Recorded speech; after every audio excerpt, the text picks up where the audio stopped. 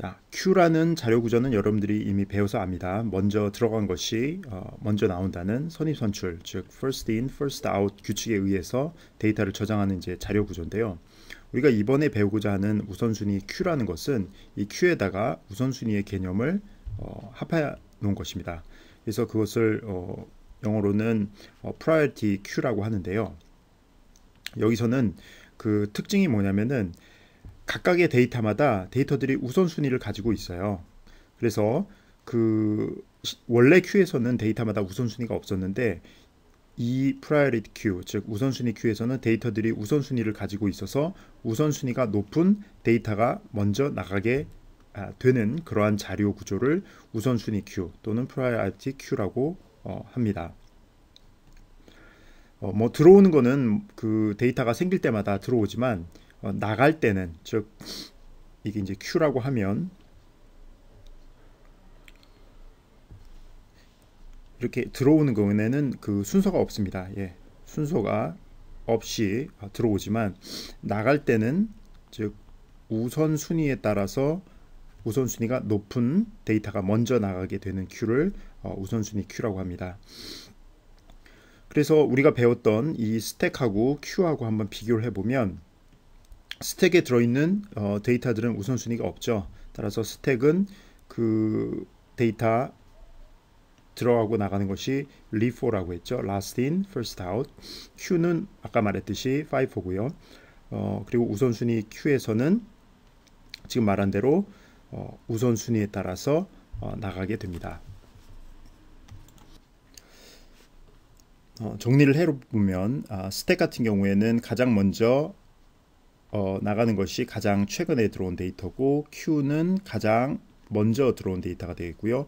우선순위 Q는 가장 우선순위가 높은 데이터라고 했습니다. 즉 우선순위라는 개념이 스택하고 Q에는 없기 때문에 우선순위 Q와는 이제 다르게 되는데요. 근데 여기 설명해 보면은 우선순위 Q는 가장 일반적인 뭐 Q라고 뭐 할 수 있다고 했는데, 이게 무슨 뜻이냐면은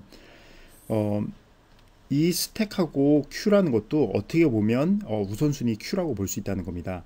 즉 스택은 그 우선순위가 뭐냐면은 들어온 시각 중에서 가장 나중에 들어온 게 그 우선순위가 되는 거예요. 즉 스택에 보면 데이터가 예를 들어서 D1이라는 데이터, 뭐 D2라는 데이터, 이렇게 데이터가 들어오는데 여기다가 우선순위가 어떻게 매겨지냐면 나중에 들어온 데이터일수록 높은 우선순위를 갖게 되는 거예요. 예를 들어서 D1이 먼저 들어왔다 라고 하면 D1은 사실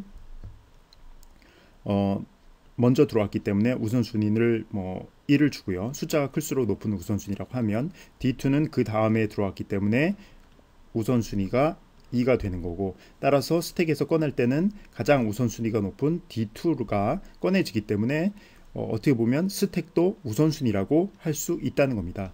일반적인 Q도 역시 같은 개념으로 마찬가지 얘기가 될 수 있다는 겁니다.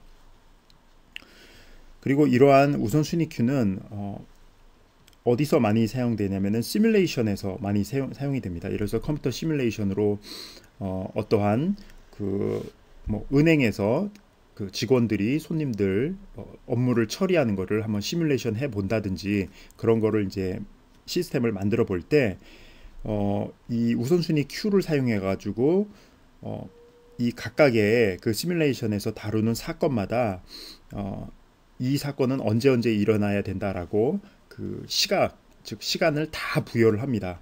그리고 나서 가장 빠른 시간 순서대로 그 사건을 다 처리를 하면서 어떤 은행이나 이런 것들의 상황을 시뮬레이션 해보는데, 그러한 우선순위를 어떤 이벤트, 즉 사건이 일어나는 시간으로 주고 가장 빠른 시간부터 꺼내면서 시뮬레이션 해볼 때 우리가 우선순위 Q를 사용하게 됩니다.